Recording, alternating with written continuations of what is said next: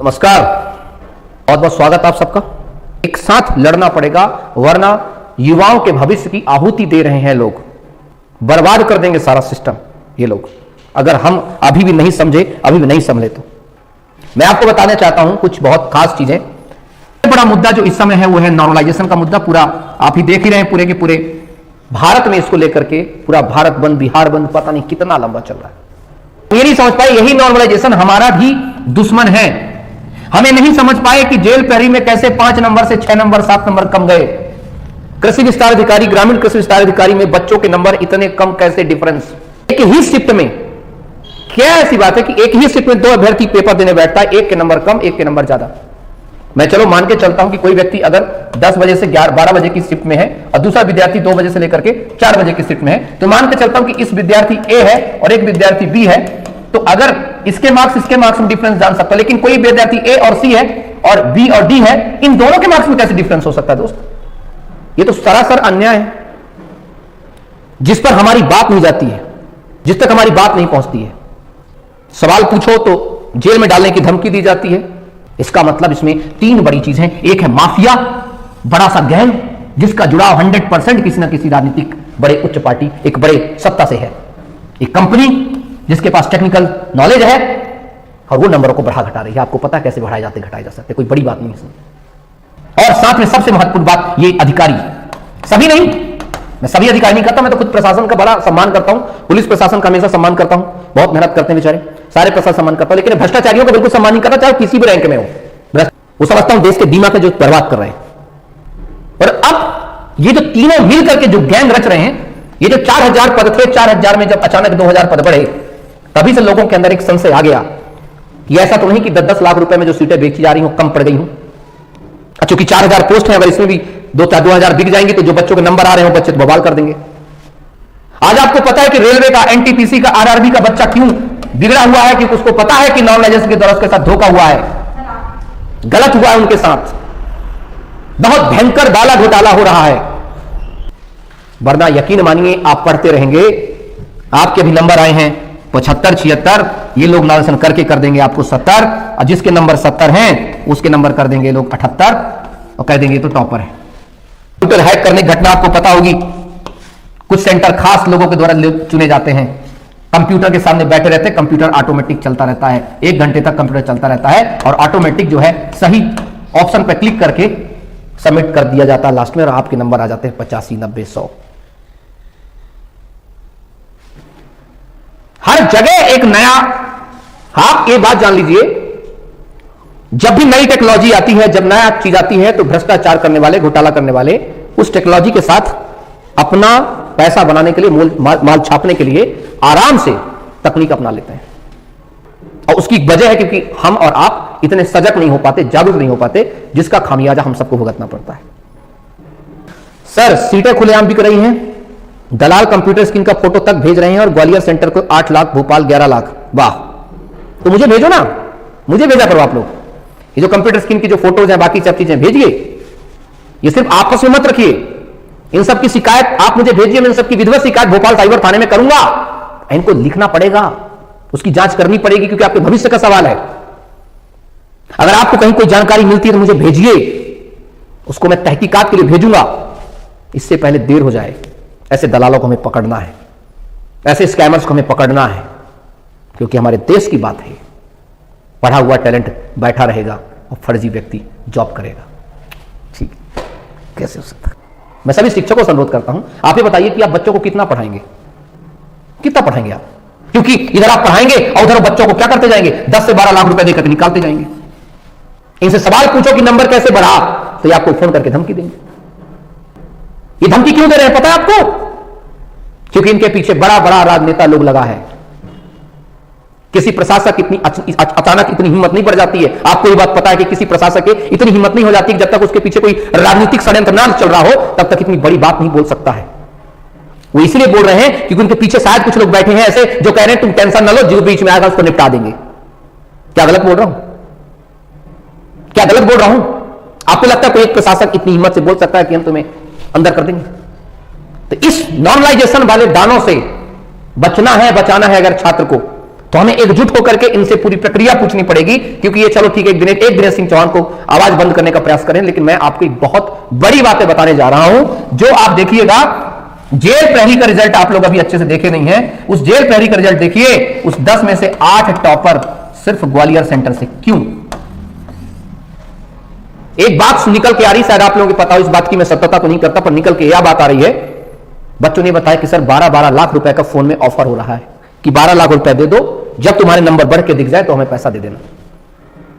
Physical की तुम तैयारी करो, बाकी टेंशन हो, नंबर की टेंशन छोड़ दो। पूरे प्रदेश में बात पता चल रही है, पर किसी की हिम्मत नहीं हो रही कि वो सोशल मीडिया पर या मीडिया पर बात बोले। पर मैं बोल रहा हूं, हो सकता वाह, हो सकता सच हो। सच हो आप रिकॉर्ड करिए, आपके पास मोबाइल फोन है, आप खुद एक मीडिया हो, रिकॉर्ड करिए। कौन है ये लोग जो 10 लाख में कांस्टेबल की सीट बेच रहे हैं? कौन है ये लोग?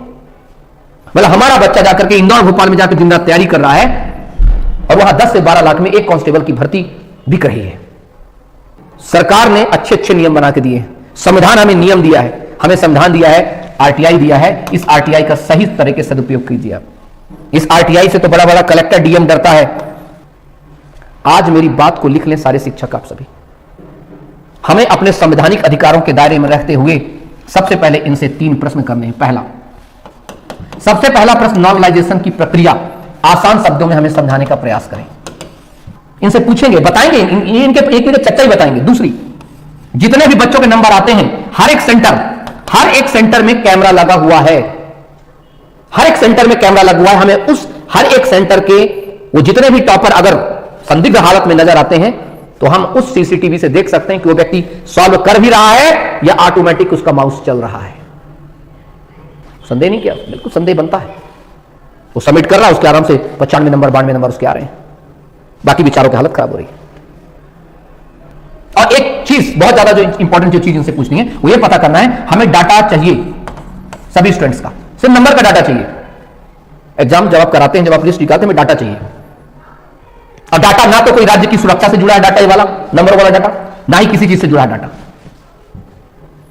क्यों नहीं दे सकते डाटा? जनहित में डाटा दिया जा सकता है, वैसे पता चल जाएगा कि इस सेंटर के नंबर इतने ज्यादा आ रहे, क्यों आ रहे हैं। तो जितने भी शिक्षक हैं, आप सोचने का प्रयास करिए। अब ये बहुत बड़ा मुद्दा है इसमें, और ये जितनी भी बातें मैं कह रहा हूं, ना तो अपने घर के लिए कह रहा हूं, ना किसी चीज के लिए कह रहा हूं। जितने भी लोग हैं, आप एग्रीकल्चर का डाटा मांगिए ना, भाई डाटा किस तरह दिया जाता है? डाटा दिया सुरक्षा कारणों से, राज्य की सुरक्षा, इसमें थोड़ी सुरक्षा कोई। इसे बोलते हैं वो कैंडिडेट की प्राइवेसी। अरे कैंडिडेट की प्राइवेसी का है, वो प्राइवेसी का, तो कैंडिडेट हो चुके, आप हमें लिस्ट दीजिए, मेरी लिस्ट दीजिए, आपने मेरे साथ कितने सेंटर के नंबर डाउन किए, कितने डाउन किए, आप लिख के भेजिए, उससे मेरे डाटा दीजिए। और डाटा नहीं देंगे तो मैं हाई कोर्ट में जाकर हम जाएंगे, लेकिन हम आपसे डाटा लेके रहेंगे, तब ना पता चलेगा इस मैटर को।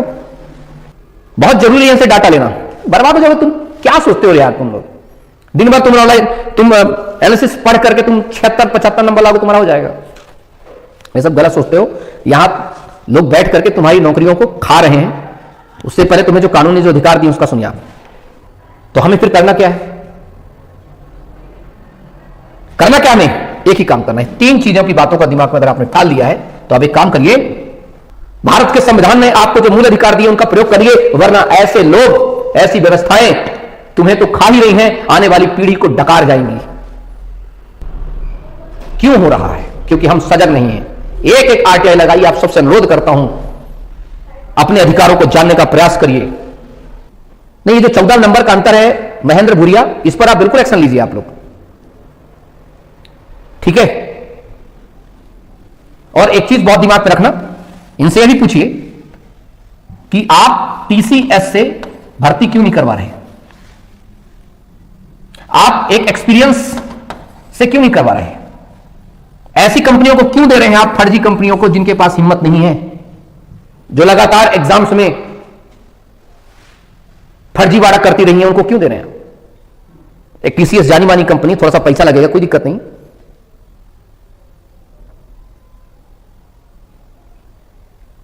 ठीक है? बस यही है। सर मेरे 82 से 66 कर दिए 2017 कांस्टेबल में, तो तुम्हें आवाज उठाई थी दोस्त। मैं ये वीडियो क्यों बना रहा हूं? आप सबकी आवाज उठाने के लिए वीडियो बना रहा हूं। मैं आप सबको मैं एडवोकेट बना रहा हूं। क्यों बना रहा हूं? कि आप अपने अधिवक्ता स्वयं बनिए, आरटीआई सारी जानकारी मांगी। और एक सर जी, चरण स्पर्श पुलिस में जुगाड़ वाले बच्चे 90 नंबर ला रहे हैं और पढ़ने वाले बच्चे 80 तक पार नहीं कर पा रहे। भीड़ में बहुत ही जुगाड़ चल रहा है। बच्चों के पास कंप्यूटर का स्कीम। देखो जी कुशवंत सिंह, मैं आपकी बात को समझ रहा हूं, तभी मैंने आपको बोला है, ठीक है, कि जितना हो चुका है वो सबका रिकॉर्ड जिस दिन आप मांगेंगे ना, ये सब भड़बड़ा जाएंगे। तो एक बार आरटीआई लगा के अपनी जानकारी मांगो तो सही। आप अपने हक के लिए मांगो। मैं सभी शिक्षकों से कह रहा हूं कि सभी शिक्षक जिनको लगता है कि उनको ज्यादा आरटीआई नहीं पता, आप मुझसे फोन कर लीजिएगा।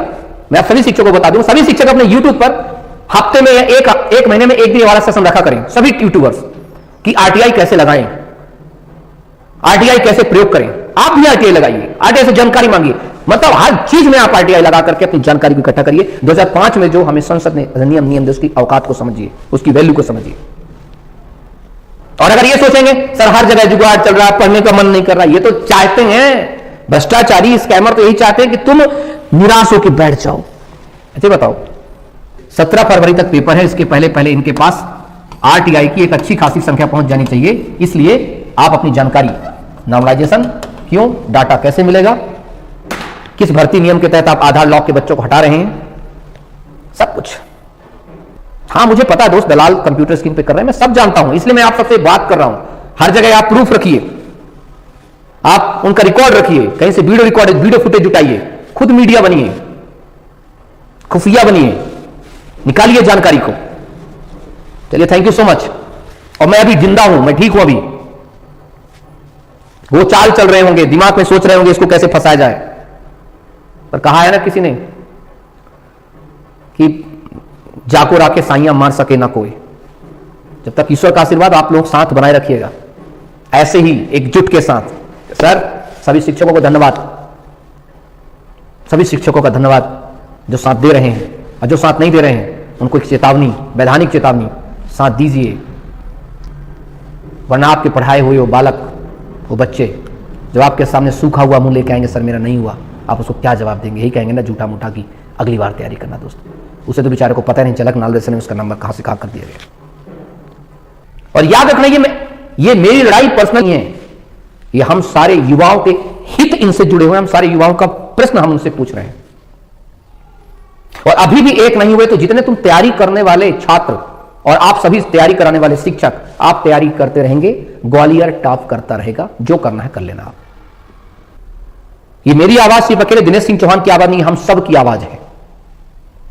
आपको एक चेहरा चाहिए होता है कि जो सामने प्रतिनिधित्व कर सके। आवाज आपकी है, मेरे घर की प्राइवेट बात मैं करने नहीं गया। और हम सबको जिस प्रकार से एकजुटता होनी चाहिए वो दिखानी पड़ेगी, रहना पड़ेगा। आरटीआई लगा के इनसे जवाब पूछने पड़ेंगे, एक साथ मिलकर के। तो आप जितने भी शिक्षक, और शिक्षक कभी सामान्य नहीं होता है, शिक्षक की गोद में विकास और विनाश दोनों पलते हैं, इसलिए शिक्षक को छेड़ना नहीं चाहिए। तो सभी लोग, सभी शिक्षकों से, सभी छात्रों से अनुरोध है, एकजुट रहिए। इस वीडियो को हर एक जन एक शिक्षक तक पहुंचाइए इस वीडियो को। सर इस वीडियो को देखिए, चौहान सर ने आप सबसे विनम्र आग्रह किया है, सभी लोग आरटीआई का पाठ बच्चों को पढ़ाएं, बताएं कि प्रदेश में हो क्या रहा है। और जब एक साथ इतने सब लोग होंगे ना, तो देखना ही भ्रष्टाचार हम कैसे इसको खत्म करेंगे। जन आंदोलन की आवश्यकता है, जनता की संवेदनशीलता की आवश्यकता है, संवेदनहीनता की नहीं। जनता सजग होगी, अभ्यर्थी सजग होगा, घोटाला किसी का बाप भी नहीं कर सकता है। ठीक है।